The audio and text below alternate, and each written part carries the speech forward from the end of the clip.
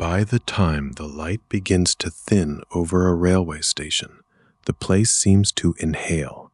The clatter of the day softens, voices travel farther, ironwork and window glass lose their sharpness and begin to look patient, almost thoughtful, as if the building itself were settling in for the long hours ahead. Yet the station does not simply grow quiet, it changes its manners. A platform that felt brisk and open in daylight becomes, after dusk, a place of edges and glances, where lamps gather people into small islands, and the tracks beyond them seem to pull the eye towards somewhere larger, slower, and less certain. Evening does not remove the station's purpose, it gives that purpose a different tone. If this kind of quiet railway history is your cup of tea, leave a comment with the night train detail you find most evocative, and consider liking or subscribing for more restful stories. The first generations of stations were built for clarity. They belonged to the day, when schedules could be read in open air, traffic judged by sight, and the whole busy business of arrival and departure still had the sky to help with it. In those early years, evening travel could feel tentative, almost improvised, because the station had not yet fully learned how to belong to darkness. A last train might leave under a fading sky, and afterward the building seemed to retreat into shadow, as though night belonged somewhere else. But railways seldom remained content with such limits for long. As gas lamps appeared, and later electric light, the station's life stretched outward into the evening. What had once been a daylight machine became something more exacting and more patient. It had to guide people who could no longer rely on distance and outline alone. It had to make itself understood in dimness. Yet night altered not only what could be seen, but how everyone moved. On a slick platform, a porter might carry a valise with careful balance, knowing that a small stumble could disturb the calm of an already late hour. Near the booking office, a clerk bent over paper tickets beneath a shaded lamp, the circle of light holding together face, counter, and printed timetable, while the rest of the hall slipped away into gloom. At the far end, the station master listened for the last connection with the particular concentration that belongs to evenings when a whole departure can still depend on one more arrival. Passengers, too, learned the station's language after dark. They read it in footsteps, in the call of a whistle, in the way one lamp promised certainty while another left a patch of uneasy shadow. So the night station began to feel less like a daytime station with its brightness turned down than like a different machine altogether. It was built around waiting, timing, and reassurance, around the steady effort of keeping people from feeling lost between trains. By day, a station could be noisy with motion. By night, it had to be legible. Its lights marked where to stand, where to ask, where to trust that someone was still in charge. Even the smallest acts took on a ceremonial air. A ticket checked under glass, a parcel set down with a nod, a porter pointing out the right carriage in a tone meant to calm rather than hurry. These were all part of the night's quiet choreography. And as late trains spread, that rhythm widened beyond the old habits of daytime travel. Theater-goers flowed into them after performances, carrying programs, gloves, and a little of the evening's brightness. Business travelers returned by them after long appointments in town. Mail moved by them too, and with mail came the expectation that the night should remain useful, not merely restful. In some places, this extension came gradually. In others, it appears to have taken hold earlier than anyone might have expected. Historians still disagree about where the true beginning of railway night culture should be placed, because the answer shifts with country, with decade, and with the character of each line. That uncertainty is part of the story, for the night station arrived in stages, quietly becoming familiar before anyone agreed on its name. For the people who used it, though, the lesson was simple enough. Evening rail travel asked for a different temper. One had to trust the timetable, trust the lamps, trust the station staff who knew which connection could still be made and which had already gone. In that trust lay the strange comfort of the night station, not escape from order, but order made gentler, more watchful, and a little more intimate. It stood at the threshold between town and timetable, where the ordinary business of arrival and departure became a nightly discipline, and where the next step was always measured first beneath the lamp, leading us onward to ticket clerks, fares, and the art of controlled delay. So the traveler stepped closer to the light, and the station's quieter intelligence began to show itself in the booking hall. Here, under a lamp that seemed to gather the dust as well as the glow, the day's movement was translated into paper and arithmetic. A clerk sat within the narrow frame of the window, pen ready, tickets stacked, fare table nearby, the small tools of order arranged with a care that made even the busiest hour look deliberate. After dark, that little booth could feel like the station's mind, patient, alert, and faintly tired, but still arranging the world into destinations, classes, and connections. The work was not grand, though it carried great responsibility. Coins were counted into the tray, notes folded, change returned, a ticket was punched, a ledger line copied, a reservation slip set aside for the right sleeper berth or the right compartment, and through all of it, the clerk had to keep pace with the human uncertainty that arrived at the window in so many forms. Some passengers came hurried and breathless, fearing they would miss a connection that seemed to be slipping away with every minute. Others came late and apologetic, already softened by fatigue. There were questions about luggage, about platform numbers, about whether a train truly stopped where the timetable said it did, and whether a delay at one end might still be recovered at the other. The window became a place of negotiation, and the old politeness of rail travel mattered there more than it might have elsewhere. One asked, and the clerk answered. One waited, and the clerk measured the waiting. It was in that measured waiting that the ticket clerk became more than a seller of passage. To stand behind the glass was to govern tempo. A passenger might be sent to the platform, or held a little longer while a berth was checked, or directed toward the waiting room until the next departure could be trusted. In the language of the station, these were small decisions, but they shaped the night. They determined who stood where, who moved first, who had time to buy a newspaper or a cup of tea, who could still make a train, and who would need to settle into the slower comfort of delay. The clerk did not merely record movement, he or she moderated it, making the station's pulse feel orderly, even when it was not entirely calm. Around the window, a whole paper world made that control possible. Printed timetables hung with their neat columns of times and places. Platform diagrams showed where a person ought to go without needing to ask twice.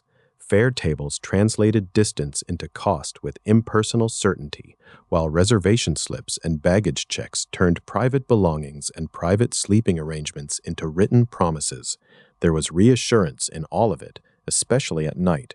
A delayed train could unsettle the nerves, but a stamped ticket, a penciled note, a carefully folded coupon offered a different kind of assurance, the promise that the system still held together, even if it had to bend for weather, traffic, or the late arrival of an express from some darker reach of the line. And of course, stations acquired their own lore. People liked to say that certain clerks knew every traveler by name, or could tell a late train before it appeared by the smell of coal smoke drifting in on the air. Such stories belong partly to memory and partly to embellishment, and they survive because they capture something true in feeling, even when they cannot be tested in fact. A good clerk did seem to know the rhythms of a station by instinct. He or she could recognize the shape of an anxious request, the likely delay of a connection, the difference between a genuine emergency and a complaint softened by travel weariness. In that sense, the person at the window became part of the station's folklore, as well as its administration. Yet the romance of the booking hall should not hide its discipline. Night travel depended on the steady, repetitive intelligence of paper, ink, and trained attention. Each transaction made the journey a little more legible.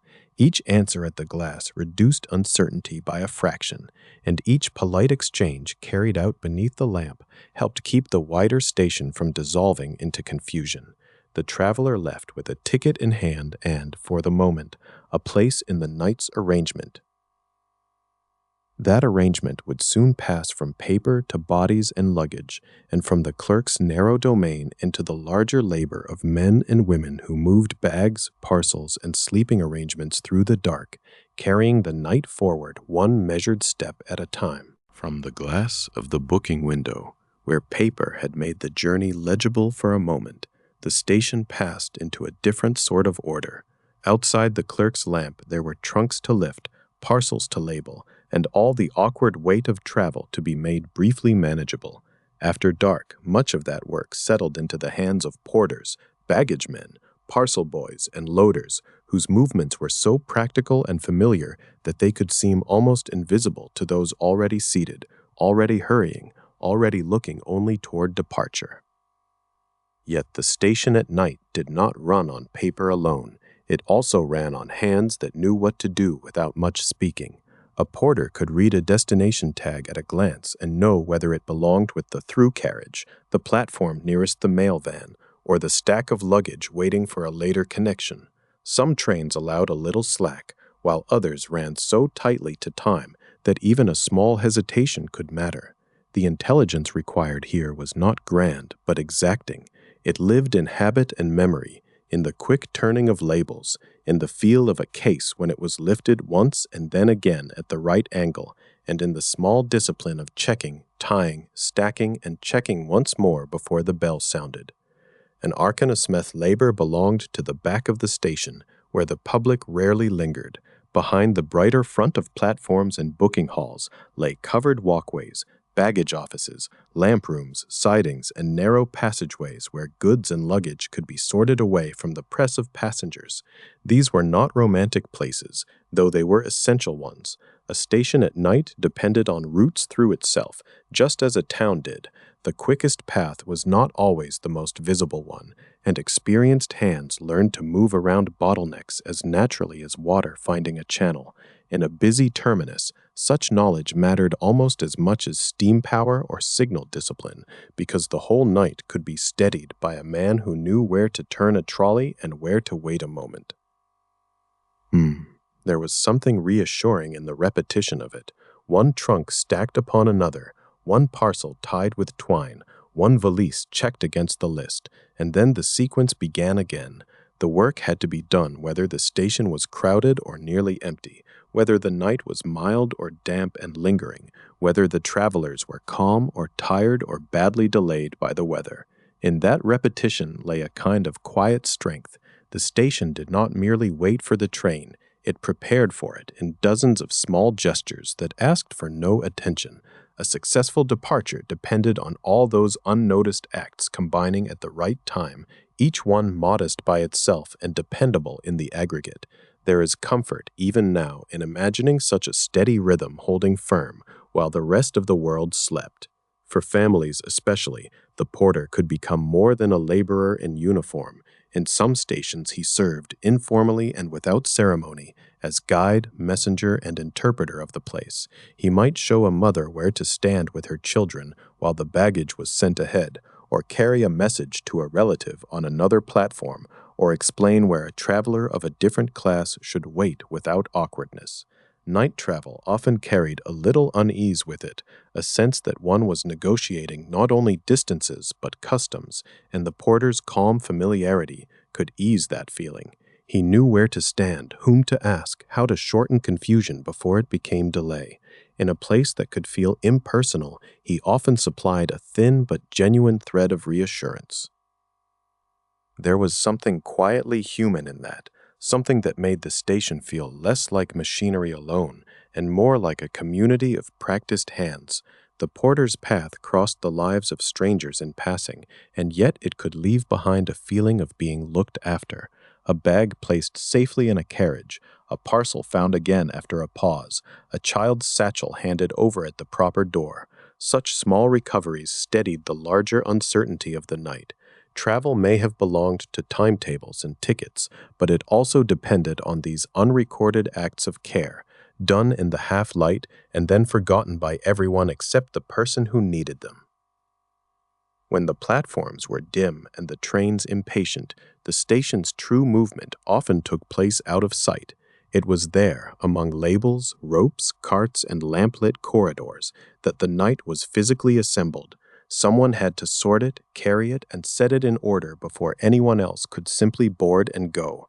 And once that work was done and the luggage had been made to fit its place, the station could begin to soften at the edges, drawing travelers toward tea, soup, and the patient geography of waiting rooms and refreshment rooms. When Anand used the sisters far beneath your assembly Mogio, and once the luggage had been made to fit its place, the station could begin to soften at the edges, drawing travelers toward tea, soup, and the patient geography of waiting rooms and refreshment rooms. If the platform was the place where departure announced itself, the refreshment room was where departure learned to wait. In the night hours, when the cold gathered in corners and the lamps drew small islands of light from the dark, a traveler might step inside for tea, cocoa, bread, soup, sandwiches, pies, or a pot kept warm against the hour. There was comfort in the very idea of it. A cup taken in both hands could steady a person after a windy walk from the street, and a bowl of soup, simple as it might be, gave the body permission to endure the pause between one place and another. The room did not merely feed hunger, it helped the traveler inhabit delay without feeling abandoned by the station. These rooms were never only places to eat. They stood as buffers between the rough edges of town life and the stricter order of the railway, absorbing uncertainty in the manner of thick curtains or a well-padded chair. A missed connection, a late arrival, a journey begun too early for comfort, such things could be softened there. The station, which elsewhere spoke in bells and instructions, allowed itself in these rooms to become almost domestic. A fire might burn, plates might clink, someone behind the counter would know the hour by heart and yet not seem hurried by it. The night traveler, who had already surrendered much control to the timetable, was given at least this small illusion of choice: tea or cocoa, soup or bread, a seat by the wall or near the stove, a few minutes more before the next call. From there, the station widened into a whole interior map of waiting, and each room seemed to understand a different temper of patience. First-class waiting rooms often carried a certain softness in their furnishings, a little more space, a little less noise, and an air of being meant for those who arrived with fewer fears about the next hour. Third-class benches were plainer, harder, more public, yet they too made an arrangement out of endurance. Smoking rooms held their own clouded quiet, while women's rooms and general shelters offered spaces where the vulnerabilities of travel could be set down for a while. These divisions were practical, certainly, but they also sorted expectations. A ticket did more than open a gate. It assigned a way of waiting, a posture, a tone of voice, even a kind of silence. The etiquette of waiting grew around these spaces as naturally as frost gathers on glass. Hats rested on knees. Newspapers were folded and refolded. Umbrellas leaned in corners, careful not to drip on polished floors. Children slept against a parent's coat, their weight making a small claim on the evening. Someone sat upright and watched the clock without quite looking at it. Someone else pretended not to watch it at all. The porter's appearance at the door, the brief opening of a passage, the soft announcement that the time had come, these little permissions gave shape to the restlessness of strangers. Even delay, in such a setting, could feel supervised. And that supervision mattered, because the station interior was designed not only to shelter bodies, but to guide them. Seating was placed with intention. Heat gathered in some corners and not in others. Sightlines led the eye toward clocks, doors, and counters, so that the traveler was always reminded where time lived.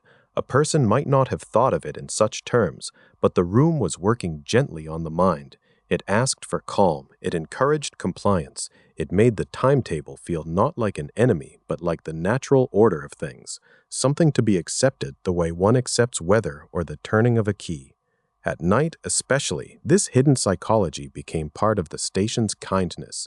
A dark platform could make time feel vast and uncertain, but an interior room, lit and warmed and regulated, could narrow that uncertainty into something bearable. The traveler was not lost in the night so much as held within it. The soup arrived, the tea cooled slowly, a newspaper changed hands. Somewhere beyond the wall, a signal or a bell marked another movement in the larger machinery, but inside, the waiting had been made to seem almost graceful. In that grace there was a quiet lesson. The station did not erase delay, it organized it. It taught people how to sit with their own unsteadiness until the proper moment arrived. And because so much of railway life depended on this lesson, on clocks seen through doorways, on benches facing the right way, on doors opened at the right instant, the room itself became part of the journey, as important in its way as the carriage beyond the platform. So the night passed through tea and warmth and the measured patience of interiors, and all of it moved, invisibly but faithfully, toward the order of timetables and signals that governed the station beyond the lamp glow. From that lamp-warmed room, where tea had softened the edges of waiting, the railway's larger patience began to reveal itself. Beyond the refreshment counter and the benches, beyond the domestic little shelter of the station interior, there was another kind of order working quietly in the dark, not the order of comfort, but the order that made comfort possible. The printed timetable, folded into pockets and held up under gaslight, was only the visible face of it. Behind those columns of times lay a chain of messages, signals, and permissions stretching outward along the line, so that one train's movement could become another station's certainty. A platform after dark depended on more than a clock. It depended on the signalman in his box, peering into the night and reading the line as one might read a sentence slowly, word by word. It depended on the telegraph wire carrying a brief update from station to station, a few measured taps that could alter the progress of many people with remarkable calm. A clerk noted a late departure, a guard confirmed readiness, a yard worker cleared a route, and each small decision settled into the next with the quiet logic of a row of dominoes placed carefully on a table. No single gesture looked heroic. Together they kept the night moving. There was an almost meditative beauty in that arrangement. The railway did not conquer darkness by noise or speed alone. It divided the darkness into manageable pieces. One block of track followed another. Each section watched, each occupation remembered, each interval respected. If a line was clear, a signal could invite passage. If not, the patient red answer held the train where it was. In that restraint there was confidence. The lamp on the post, the lever in the box, the bell in the hut, the glance across the siding, all of them belonged to a conversation conducted in a language of discipline. Yet the printed time and the lived time of a journey were never quite the same thing. The timetable promised a sequence that seemed fixed and orderly, but the night was full of small hesitations. A delayed connection in one town could unsettle a sleeper waiting far away. A train held for a late express might leave one platform quiet, but save a whole chain of travelers from confusion. So much depended on being in the right place at the right minute, and the wonder of railway life lay partly in how often it managed to meet that demand. Even when it often failed in an intelligible way. Someone had looked, someone had signaled, someone had decided, and the decision had a place in the system. The history of these practices has its own soft uncertainty. It is not always easy to say where a particular night routine first took shape, or whether the neat habit of one country was borrowed, adapted, or independently discovered in another. Britain, the continent, North America, each developed railway discipline in its own register, responding to local traffic, terrain, and habit. What mattered was less the ownership of the idea than the way it settled into use. The railway, after all, was never one invention standing alone. It was a practical conversation across regions, each line learning from the others while also answering to its own landscape and its own needs. And because the system depended on cooperation, it also depended on trust. A traveler buying a ticket in the evening could not see the signalman miles ahead, nor the telegraph clerk passing news along the line, nor the yard crew making sure a junction was clear.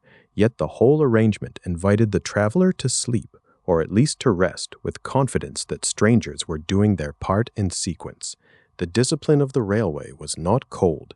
It was an architecture of reassurance, built from rules so consistent that they could feel almost like kindness. There was, too, a subtle poetry in the way lamps and levers and bells made a network out of the night. One station's small glow corresponded to another station's reply. A signal turned, a message traveled, a train waited, then moved. Across long distances, all these modest acts joined into something larger than any one building or person could hold. The night did not become less dark, but it became legible. It acquired punctuation, pauses, and direction. In that legibility, passengers found a particular sort of peace, not the peace of stillness, but the peace of knowing that movement was being governed. So the station after dark was never only a room of benches and lamps. It was also a system of attentions extending outward along the rails and inward into every pocket watch and parcel label. The clocks mattered because they were shared. The signals mattered because they were answered. The timetable mattered because so many people believed together in its promise. And once that promise had been made secure by steady hands and careful eyes, the traveler could let go of the platform for a while and sink into the more private night that waited beyond it, toward berths drawn up, blankets folded, and the quiet rituals of the sleeper car. And then, after all that public precision, came the quieter miracle, the train car that could be made to feel like a room. The platform still had its lamps and voices, its clipped instructions and the shine of wet iron, but beyond the door of the sleeper there was another kind of order, softer and more hushed, as if the railway had folded a small private night inside its larger one. Boarding such a car was never entirely casual. Tickets were checked again, as though the line between station and sleep needed one last careful marking. Berth numbers were confirmed, names sometimes repeated in that polite, exact tone which belongs to people who are both serving and safeguarding. Luggage was lifted away and tucked where it would not intrude. Shoes were moved aside. Coats were hung. Curtains were drawn with a motion so simple it could seem almost ceremonial. A lamp might remain lit for a moment longer, turning the narrow corridor amber, and then it too would be dimmed, leaving only the tremor of the car, the passing dark outside, and the faint arrangements of a temporary home. And different railways offered different versions of that home. In some places, the sleeping accommodation was modest enough, reclining seats, a blanket, a little more room than the day coach could promise, and the understanding that comfort had been improved, even if privacy had not. Elsewhere, there were proper berths, upper and lower, compartments divided by doors and curtains, wash basins tucked into corners, and more elaborate service cars that seemed to carry not only passengers, but an entire etiquette of rest. However plain or refined the arrangement, the intention was much the same. Travel was being transformed from endurance into managed sleep, and the railway, which could so easily disturb the body with motion and noise, was now offering to soothe it. Much of that soothing depended on the sleeper staff, whose work was often invisible precisely because it was so steady. Attendants moved through the car with practiced calm, making up beds, smoothing blankets, offering water, checking that the latch held, and seeing that the small geography of the compartment remained in order. Conductors and porters appeared at intervals with lists, lanterns, or keys, while cleaners came and went with the unglamorous labor of restoring tidiness at the boundaries between journeys. Their movements had something almost ceremonial about them. One watched a berth being prepared and could feel that a restful night was not simply found but arranged, layer by layer, by hands that knew how to be unobtrusive. And because night gives weight to the smallest things, the sleeper car was full of comforts that might have seemed minor by day. A blanket carried enough substance to reassure, a curtain shut with a soft click, a latch engaged with a sound so neat it seemed to place the world at a proper distance. The train itself, once the lamps were lowered, became a long and muffled presence, wheels speaking in a steady undertone. The joints of the railway had really offered was a bridge. On one side lay the public world of timetables, platforms, fares, and announcements, all the machinery that made a night train depart and arrive on time. On the other side lay the private country of sleep, with its vulnerable pause, its blank moments, its reliance on trust. The sleeper car joined them without breaking either one. It allowed the traveler to remain within the railway's discipline while yielding at last to rest. That was perhaps its finest invention, not escape from the system, but a carefully tended corner within it, where a person could close their eyes while the night moved on around them. And even here, with blankets drawn and lamps softened, the railway never entirely gave up its watchfulness. The comfort of the sleeper car depended on a larger order that could be disturbed, and so the next part of the night must turn toward accidents, delays, and the consolations of routine. And yet the bridge between rest and motion was never perfectly still. A night station, for all its lamps and rules and patient voices, had to be ready for the hour when something did not arrive as planned. An engine might run late in the fog, a connecting train might be missed by minutes, a points failure or a frozen pipe might send a small chill through the whole arrangement. Snow could gather on the lines, and with it came that peculiar railway suspense in which everyone waited not only for news, but for the shape of the delay itself. What kept these moments from becoming panic was repetition. The staff had forms for them, phrases for them, habits for them. A clerk would consult the timetable again, not because the paper itself could change the weather, but because its steady columns reminded everyone that order still existed somewhere nearby. Messages were sent on to the next station, then the next, as if reassurance could travel by telegraph before the train did. Porters were redirected with quiet efficiency. Blankets were brought out in 3s and 4s. Tea appeared, then soup, then perhaps more tea, each cup an unassuming argument against distress. In winter especially, a warm room could feel almost like a rescue, and stations learned to arrange such comforts with the same seriousness they gave to departures. There was a particular dignity in the way these interruptions were absorbed. A delayed service did not simply mean inconvenience, it meant that dozens of small acts had to be rearranged without making a scene of it. Someone had to explain, then explain again. Someone had to find a bench, a lamp, a corner away from the draft. Someone had to calculate whether a connection might still be saved, and if it could not, whether the traveler could be moved safely to the morning's next possibility. The station became, in those hours, a place where uncertainty was not denied but domesticated. Travelers learned that a good night station was not one that never faltered, but one that could absorb a stumble and remain calm. That steadiness became part of its reputation. People remembered the delay, perhaps, but more often they remembered the tone in which it was managed. The porter who did not hurry them, the clerk who spoke plainly, the guard who kept the platform from feeling abandoned. In an age when many journeys still depended on weather, machinery, and human vigilance all at once, competence had a warmth of its own.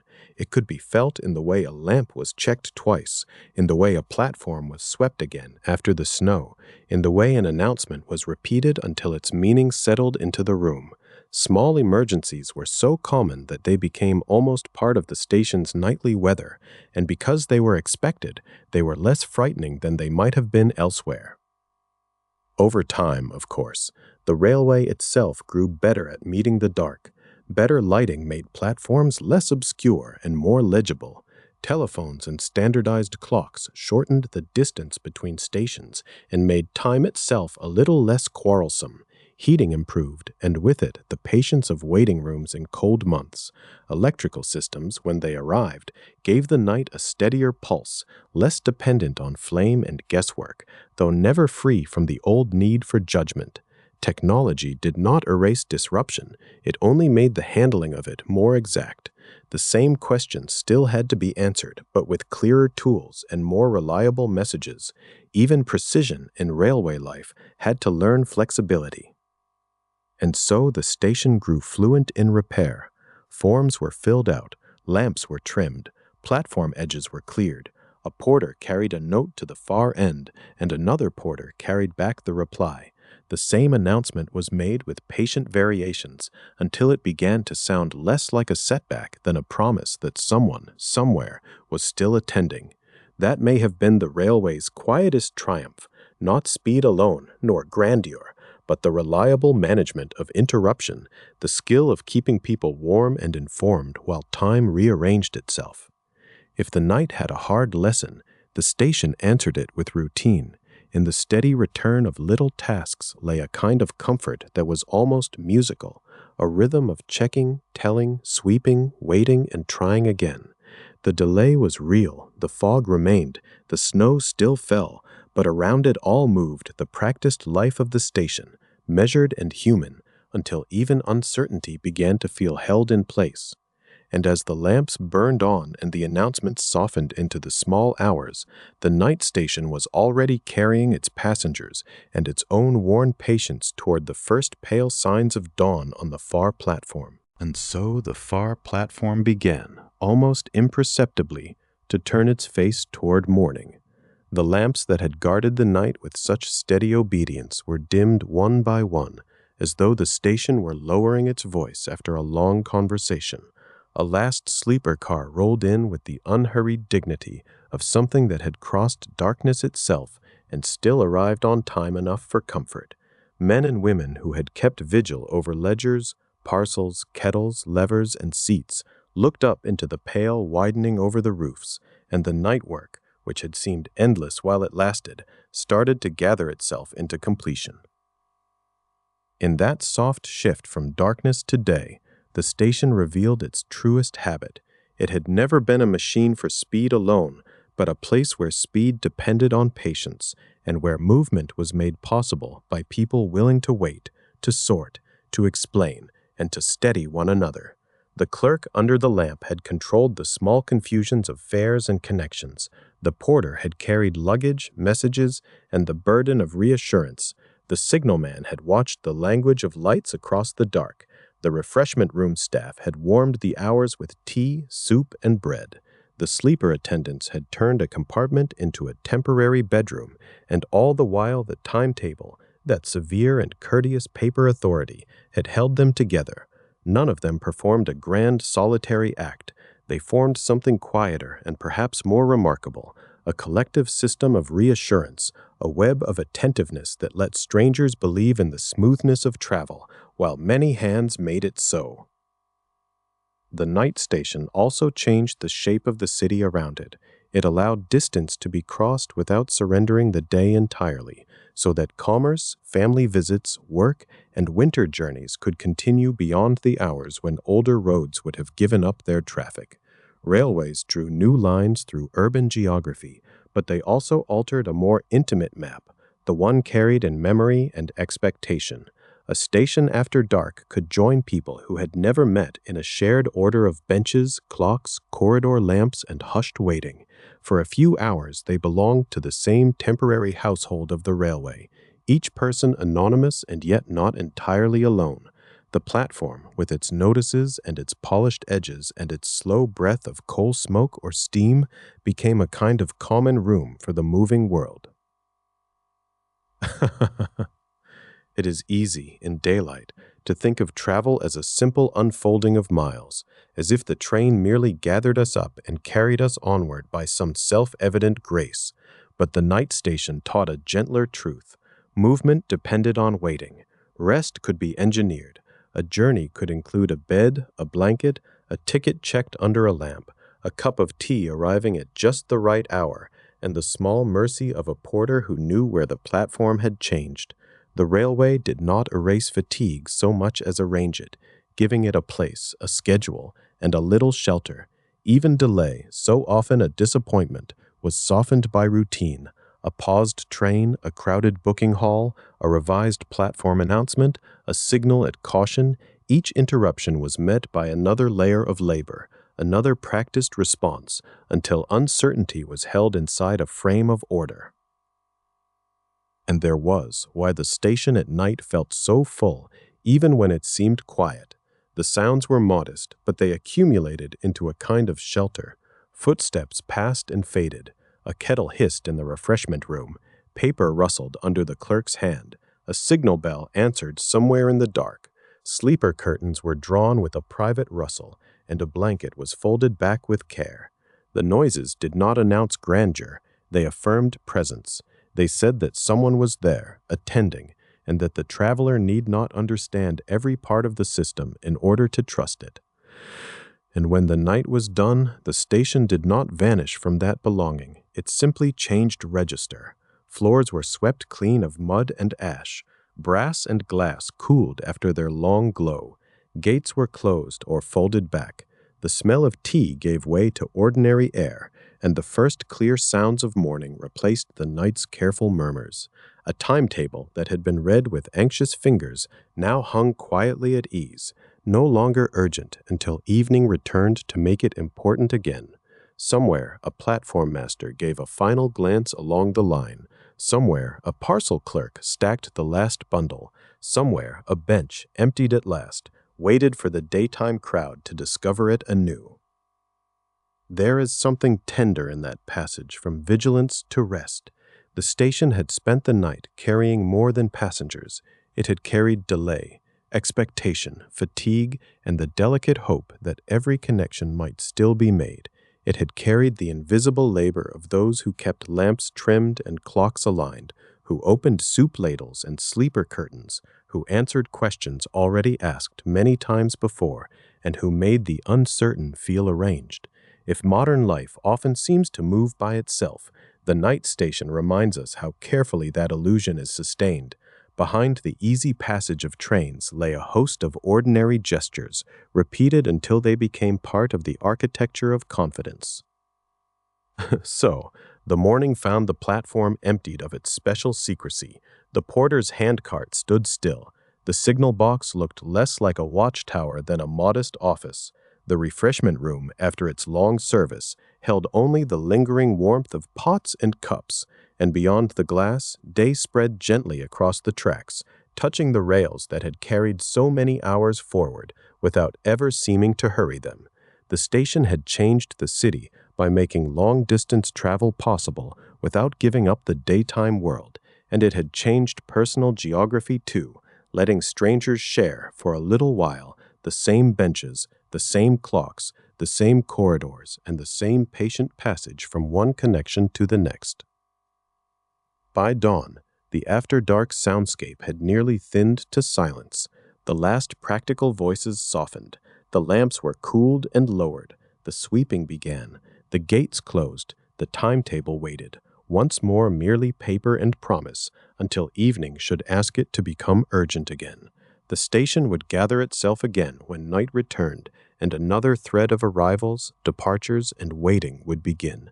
But for now there was only the calm aftermath, the faint scrape of a broom, the closing latch, the pale air over the rails, and the quiet sense that the night station had been a place where time was not merely measured, but gently carried forward, one connection at a time, until the evening could come back to begin again.